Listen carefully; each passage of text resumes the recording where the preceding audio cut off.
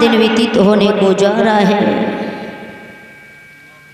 और अभी थोड़ी देर पहले हमारे बड़े भ्राता श्री अनिल आपको कथा श्रवण करा रहे थे। वहां से आगे का प्रश्न लेकर के चलेंगे। यदि उसमें कोई गलती भी बन जाए तो बहन या बेटी समझकर क्षमा न करके बताने की कृपा करें।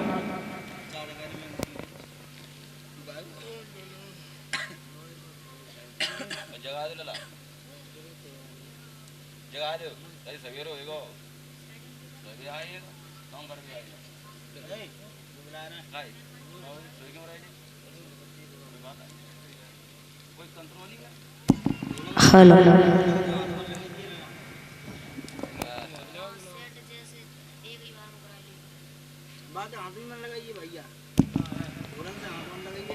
इधर कैलाश पर्वत पर बैठे हुए भगवान भोलेनाथ गौरा मैया को समझाने लगे हैं और सूत जी महाराज सौनकाद ऋषियों को समझाने लगे हैं। गंगा मैया की रबड़ रेती में बैठे हुए महात्मा सुखदेव जी उत्तरानंदन को समझाने लगे हैं। परीक्षित महाराज ने दोनों हाथ जोड़े हैं और जवाब दियो है कि दीन बंधु आज हमारे लिए 5वां दिन है।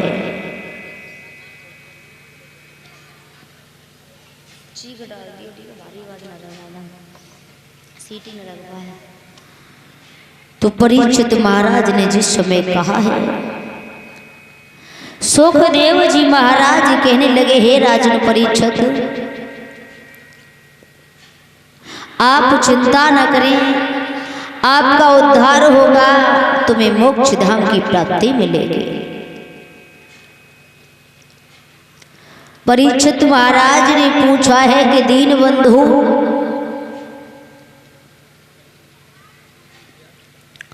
जो राजा आयात हुए हैं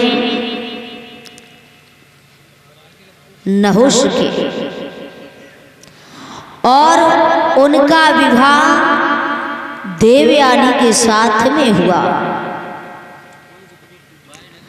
देवयानी के साथ विवाह होने के बाद दीन बंधु मुझे ये समझाइए, उनके बाद में कंस का जन्म किस तरह से हुआ था?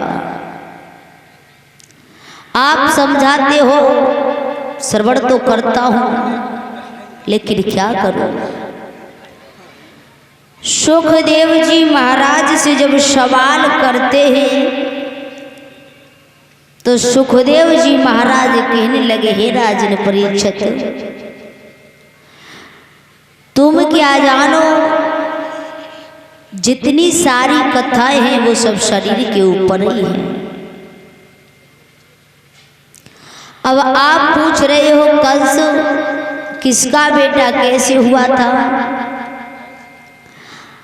देखा जाए तो कंस हर किसी के अंदर है, कंस। और कंस कहते किसे हैं? कंस एक अहंकार के लिए कहा गया है। जिसके शरीर में घमंड है, अहंकार है, क्रूर है,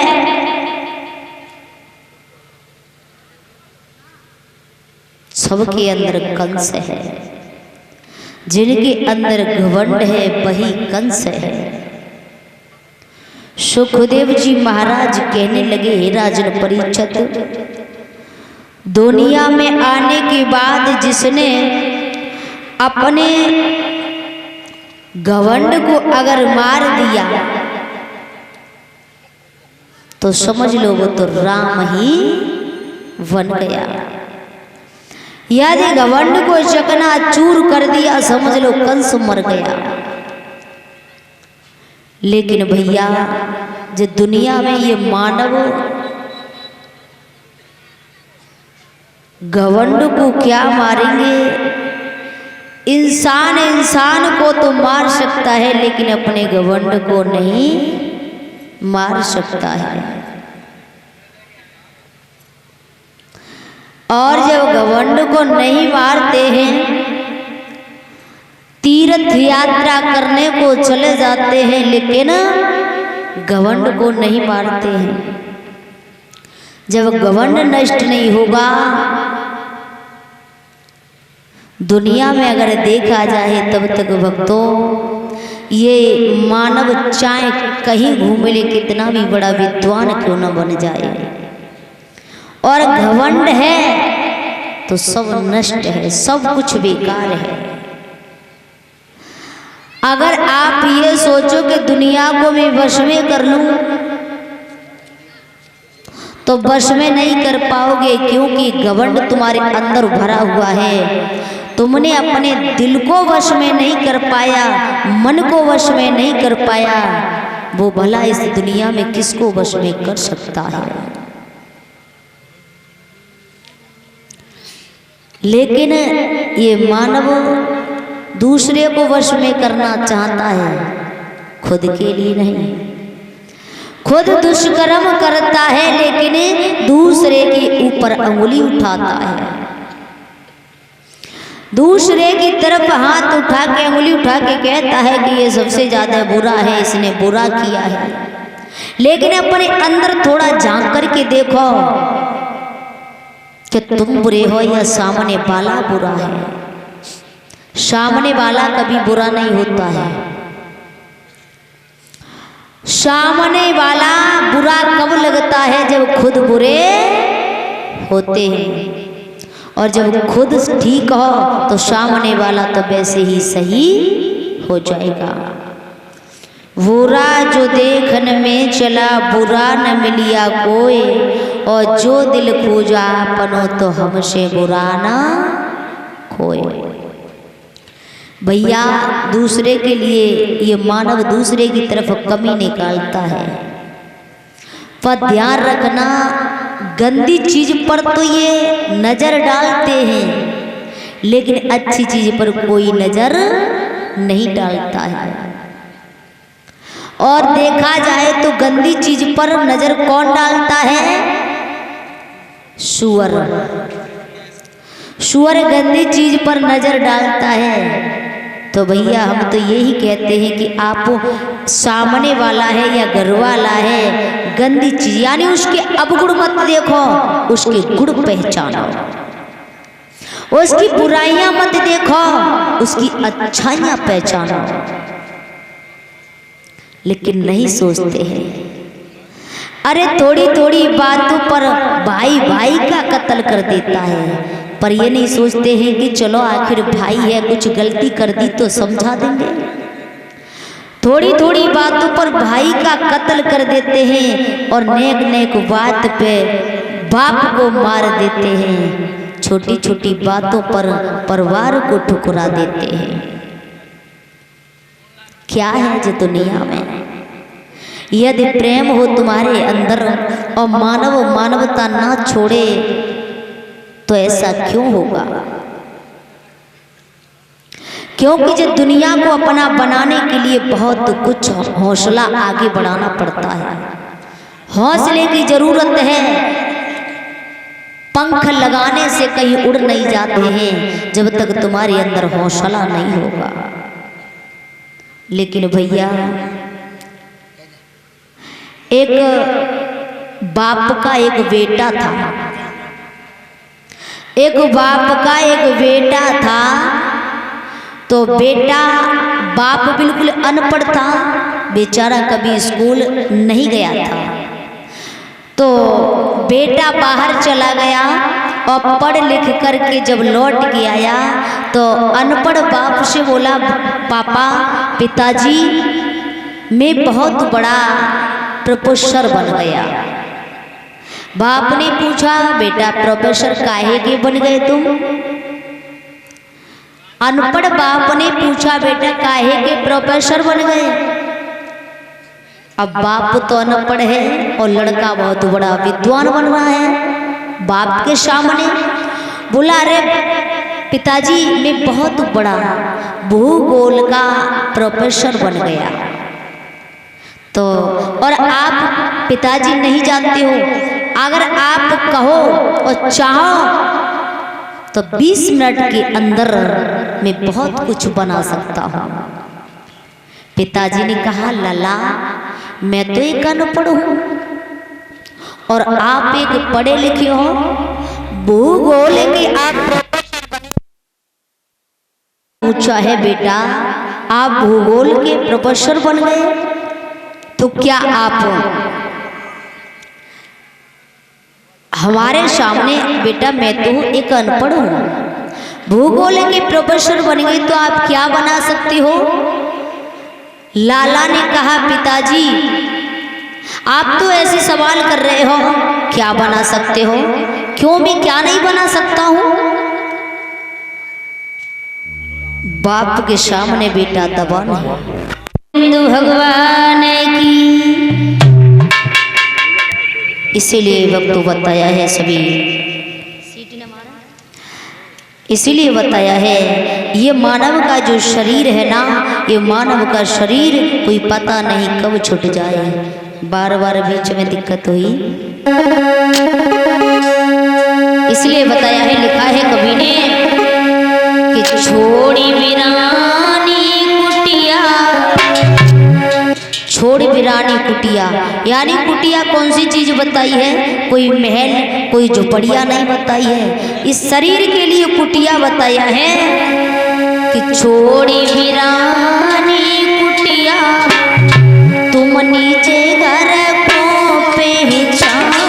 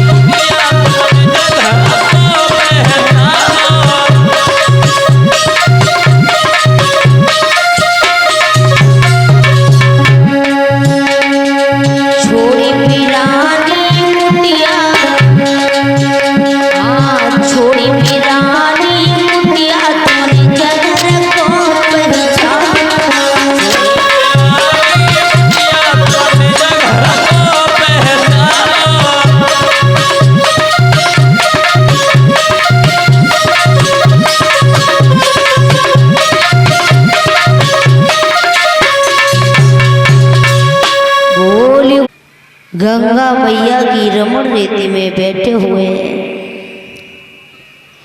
महात्मा सुखदेव जी समझाने लगे हैं कि हे राजन परीक्षित,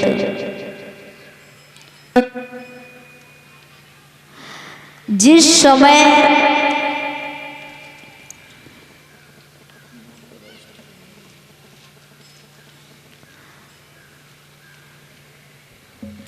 समय राजा ययाति के साथ में और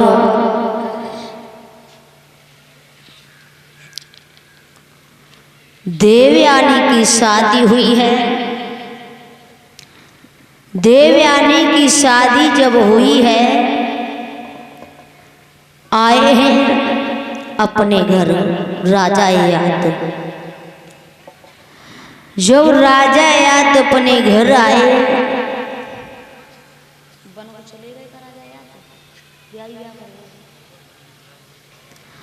और जैसे ही राजा ययाति देवयानी को अपने घर ले आए, अच्छी तरह से जीवन को व्यतीत करने लगे हैं।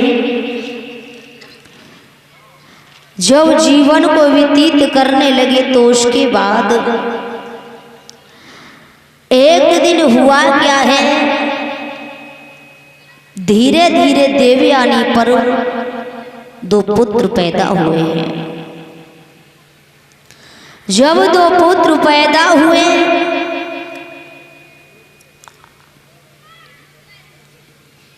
तो इधर जो साथ में वादी के रूप में शर्मिष्ठा को भेजा था गुरु शुक्राचार्य ने, तो शर्मिष्ठा ने देखा है कि मैं भी यहाँ पर आई हूँ, लेकिन देवयानी पर 2 पुत्र पैदा हो गए, मेरे एक भी बेटा नहीं है। उसे बड़ा बुरा लगा है। एक दिन छिप करके ययाति के पास पहुंची और ययाति से जाकर एक बात पूछी, महाराज हम यदि आपको कोई बात पूछे तो बताओगे? बोले क्या बात है, बताओ पूछो। तो जवाब दियो है कि महाराज ये बताओ, जब शादी होती है तो जो लड़का होता है शादी करके लाता है दूल्हा। अब हमें ये बताओ, जब शादी होती है तो जितना भी दहेज मिलता है शादी में, वो दहेज किसका होता है? महाराज चुप रह गए। ययाति कहने लगे तुम कहना क्या चाहती हो? तो जवाब दियो है कि महाराज मैं भी तुम्हें एक दहेज में मिली हूं। थोड़ा कहना बहुत समझना, समझने वाले को तो सारा ही काफी है। राजा ययाति समझ गए, और जब राजा ययाति समझ गए हैं भैया, तो इधर शर्मिष्ठा राजा ययाति से छिप छिप के रोजाना मिलने लगी है। धीरे धीरे शर्मिष्ठा के 3 पुत्र पैदा हुए हैं। वे बच्चा धीरे धीरे बड़े हुए तो देवयानी ने एक दिन पूछा है, पास में बुलाया कि बेटा तुम्हारे पिता का नाम क्या है? तुम्हारे पिता का नाम क्या है? तो जवाब दिया है कि मेरे पिता का नाम राजा ययाति है। बड़ा बुरा लगा। देवयानी सोचने लगी कि मेरे पिता ने मना कर दिया था, मेरे पिता ने मना कर दिया था कि इसे सेज पर ना आने देना, और फिर भी इसे सेज पे बुलाते हैं और इसके 3 बेटा हो गए। और ये 501 रुपये पोती उर्फ जसवीर सिंह दाऊदगंज, ये 501 रुपये से हमारा सम्मान कर रहे हैं। भगवान से प्रार्थना करते हैं कि भगवान के नियम धर्म की ओर ब्राह्मण समाज में सम्मान मिलता रहे। और ठाकुर जी की दया दृष्टि बनी रहे।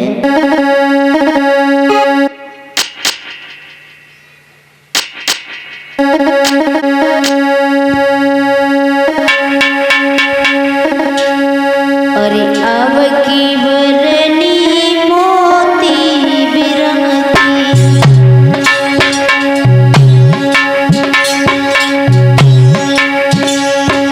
अरे अब की बरनी मोती बिरंगी, मेरी सभा बैठ गए आज सभा में मेरे भैया ने मेरो दीन मान बढ़ाई।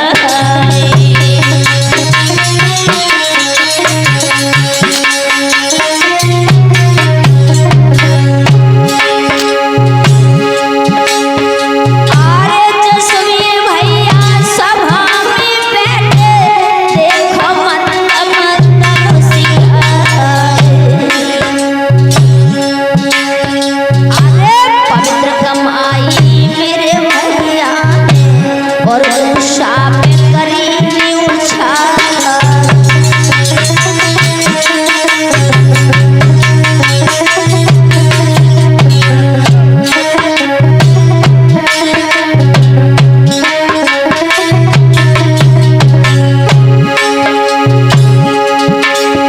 अरे तुमनी माने हमारो रे राखो त्याग रखे भगवती माए।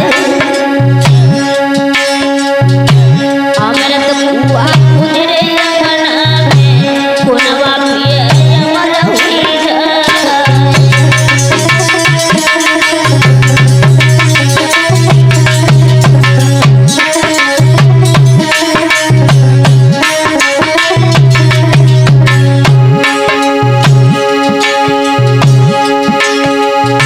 ₹500 मेरे भैया ने मोह करी गए आएंगे जा।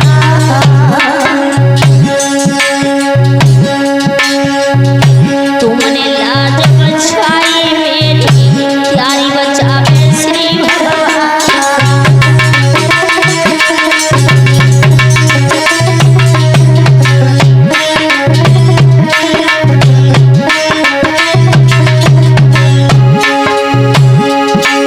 हरि गंगा यमुना मेरे चल पड़े तब नकल है मेरा न भोला। और बनी रहे भैया की जोड़ी मेरा न पे खूब बड़ो रहता।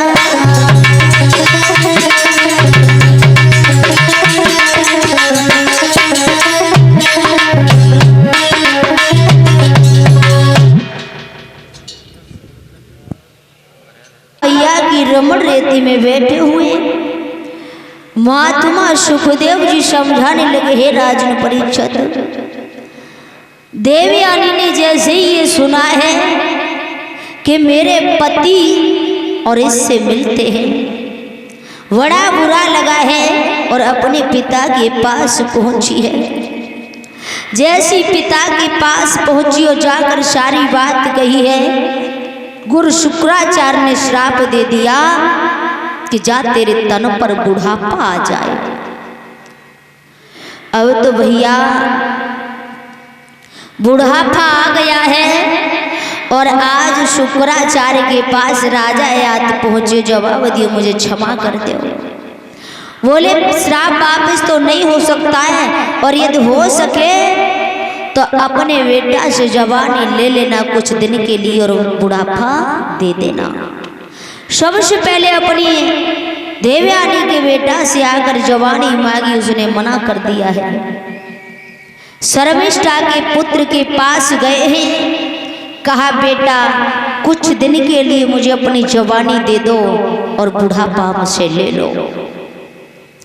तो जवाब दियो है, पिताजी जवानी की तो छोड़ो, मैं तो तुम्हारा पुत्र हूँ और आप चाहो तो इस शरीर के मेरे टुकड़े टुकड़े कर सकते हो। और बेटा तो वही होता है जो पिता की आज्ञा का पालन करे।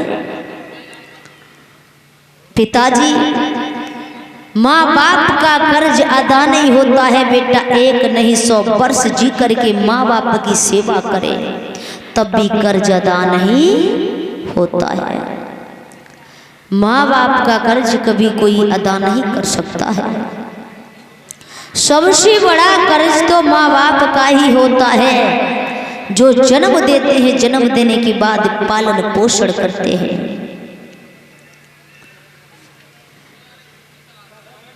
शर्मिष्ठा के पुत्र ने कहा है कि हे पिताजी,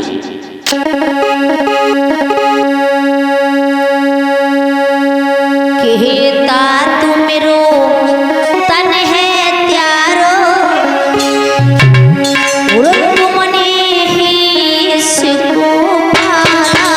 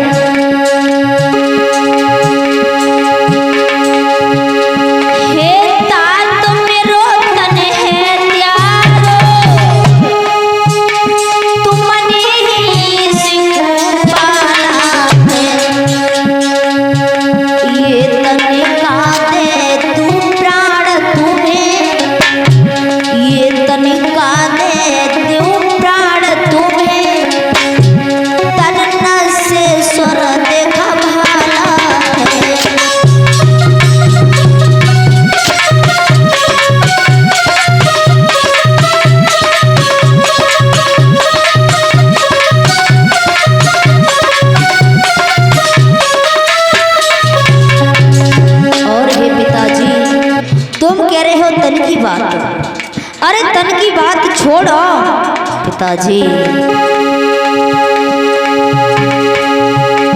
वो पुत्र नहीं है कुपुत्र महा, जो करे सेवा मात पिता, जीने से अच्छा मर जाना। हे पिताजी, जीने से अच्छा मर जाना, जीवन भर आती है विपदा।